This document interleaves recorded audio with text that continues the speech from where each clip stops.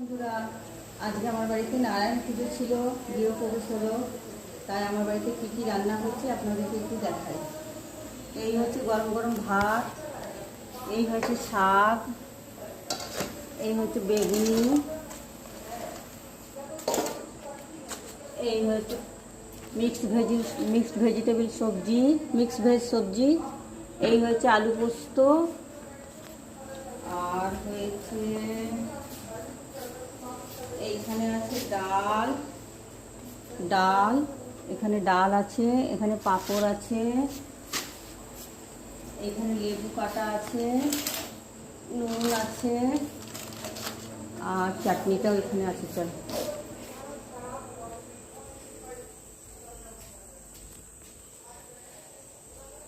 চাটনিটা এখানে আছে, এই যে চাটনি, আমের চাটনি। আর হচ্ছে দই মিষ্টিটা দই মিষ্টি হয়েছে, দই মিষ্টিটা দেখাতে পারলাম না, কারণ দই মিষ্টিটা গরম পড়েছে বলে ফ্রিজে ভরে দেওয়া হয়েছে। এই পর্যন্তই। আপনাদের কি হয়েছে কমেন্টে জানাবেন, ভিডিওটা লাইক শেয়ার কমেন্ট করবেন। টাটা।